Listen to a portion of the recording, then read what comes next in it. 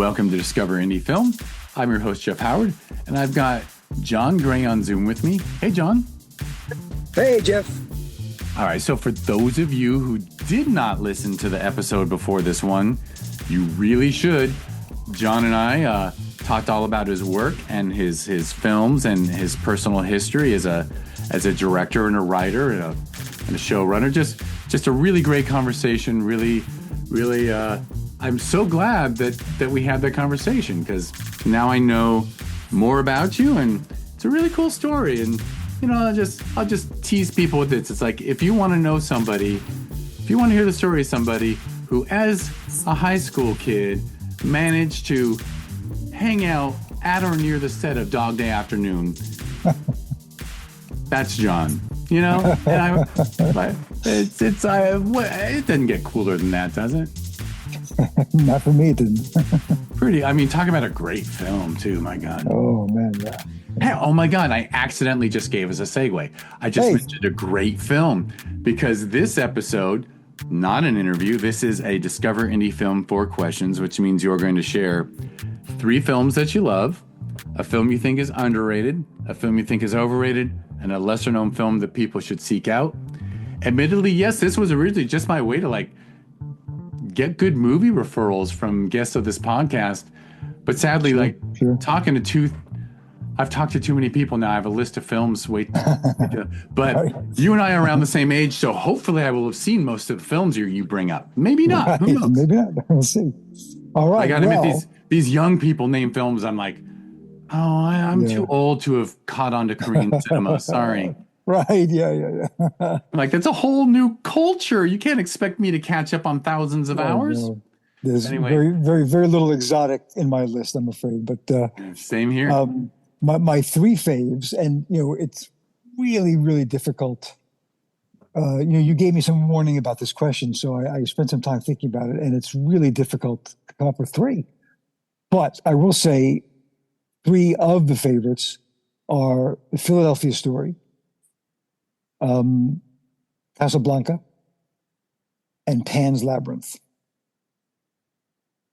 Those, I think, are 3 great films, very different films, and from different eras, of course. Those are great films. I got to say, my heart warms up every time someone mentions Casablanca. Mm-hmm. I just think it's perfection. It is perfection. Philadelphia Story and Pan's Labyrinth is brilliant. They're both brilliant. But I feel like, even though it's such a famous film, I'm not sure people acknowledge what a brilliant film Casablanca is. It's not just a film about one-liners by Bogart. It's what's amazing to me about it, I watch it often, and it holds up. Visually, it holds up. The movement, the compositions, the lighting. It could have been made today. It is so current. That's one of my.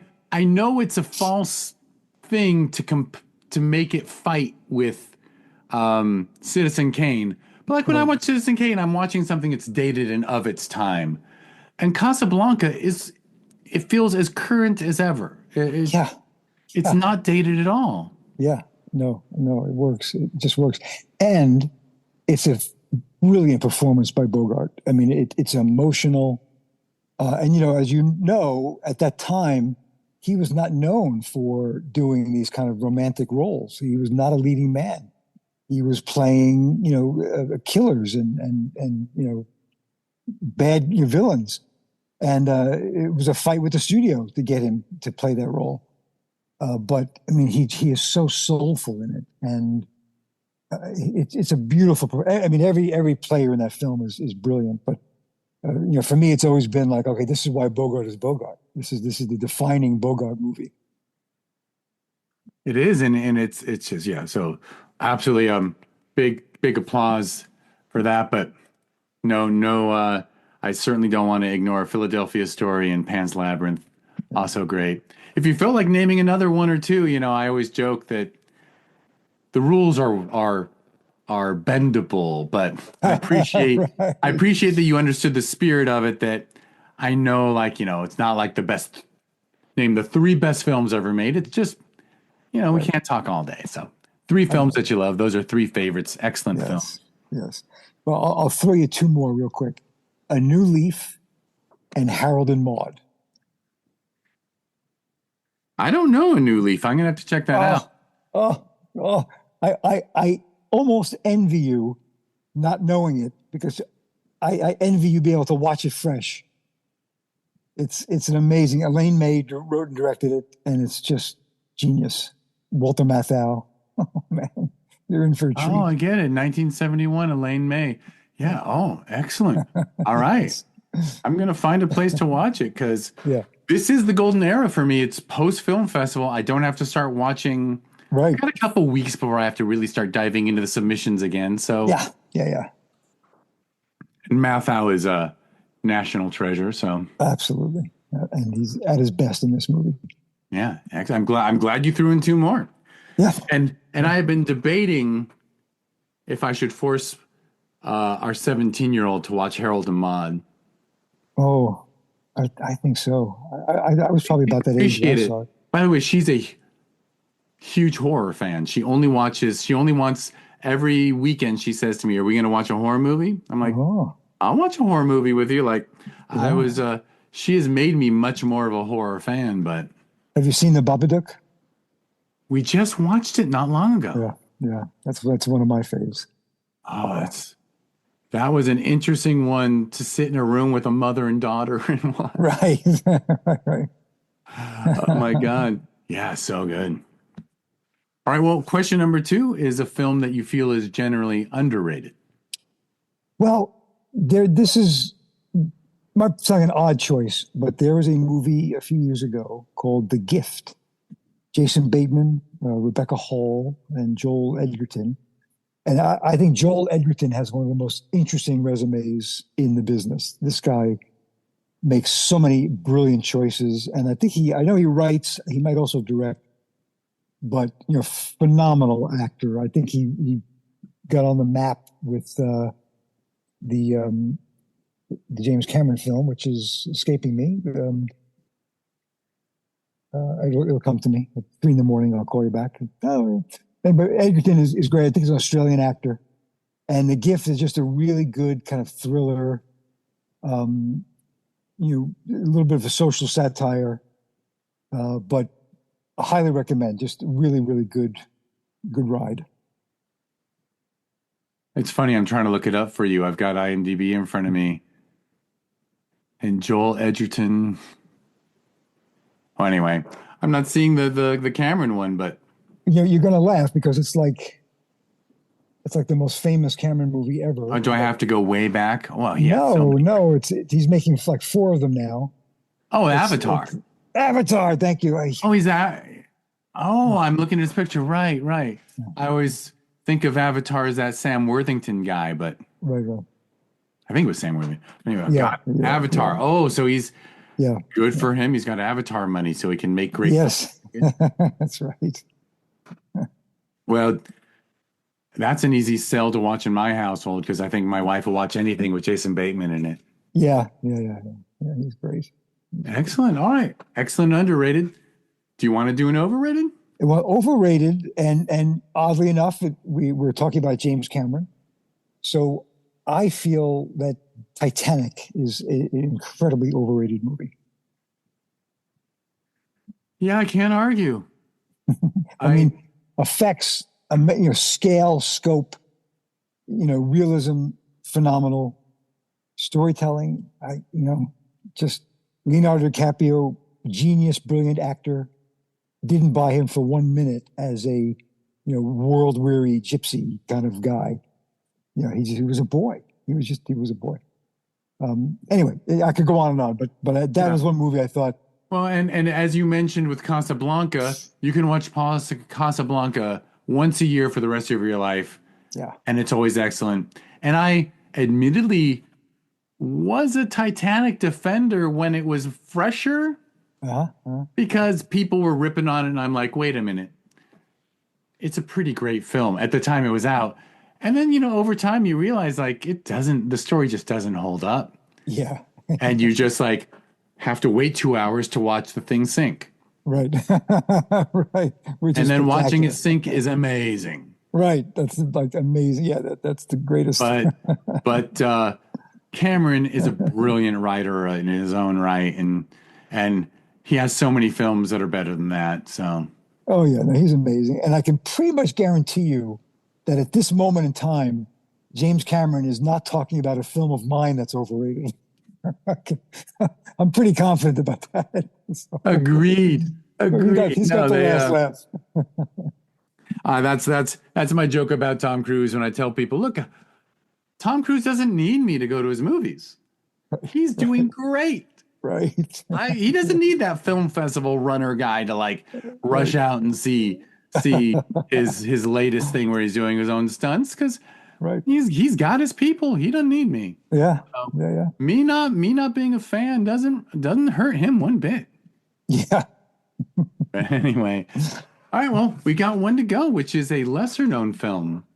Okay. This is also a tough call, but there is a Darren Aronofsky movie called Requiem for a Dream.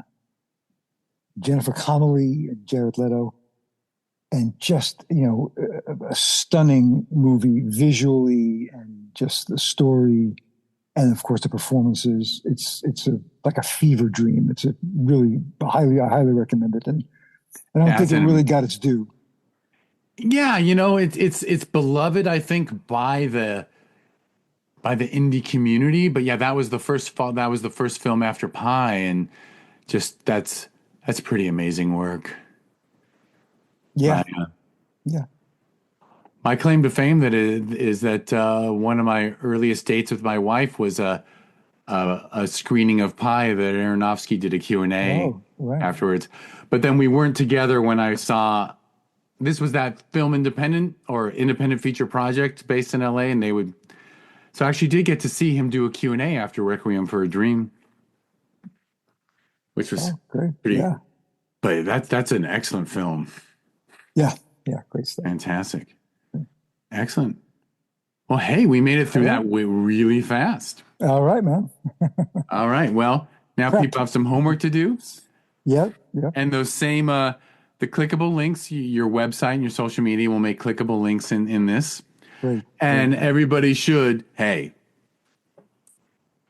watch Harold and Maude, watch A New Leaf, watch Casablanca every year on your birthday. Has some way to remember Philadelphia Story, Pan's Labyrinth, all great stuff. The Gift. And then, well, I guess I love that you didn't. Some people, and I have nothing against it when they say, well, all film has merit, so nothing's overrated. And I'm like, no, when we say overrated, you could say it's a very good film. Right. It's just, for me, like, there's Coen brother movies that won Best Picture and Coen brother movies that got Zap.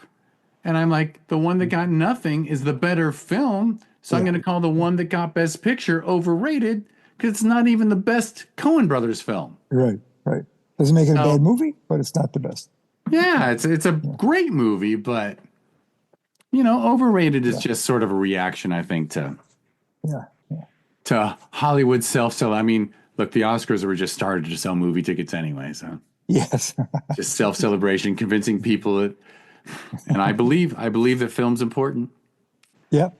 All right, excellent. Well, I will let you go. I'll do the quick wrap up, clickable show notes for your stuff. The stuff I'm supposed to mention is this is Discover Indie Film, the podcast. Please like and subscribe. Check out discoverindiefilm.com if you want to learn about this podcast or the TV series that was born out of it. At DIF Wins. There's always the social media. I met John because he's had 3 films over the years, at least 3, maybe 4, at the Sherman Oaks Film Festival that I run. That's ShermanOaksFF.com, and it's at Sherman Oaks FF on social media. We hold it every December. Every June, in the same theater, we hold Film Invasion Los Angeles. And if you want to learn more about that, just go to filminvasionla.com, and it's at Film Invasion LA on social media.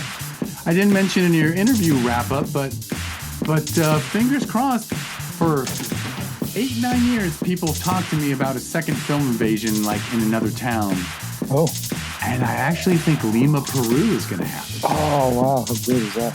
And Tempe, Arizona is also, I'm a someone almost started one in London. Someone almost did Vancouver, Grand Rapids.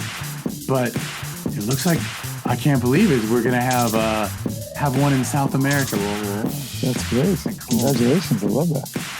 Very, fingers crossed. Yeah. But, awesome. And the last thing I'm supposed to mention after Filmvasion LA is the Indie channel. If you're listening to this and you appreciate independent film, you like people who are original and think for themselves, go to indiechannel.tv and check out the Indie channel. It's also an app on Roku, Amazon Fire TV, Apple TV, Android TV, and your phone. All right, John. All right. We made it. Man. We made it. We made it. Thank you so much. Thank you. Thanks for having me. I really enjoyed this. And thank you, everyone, for listening.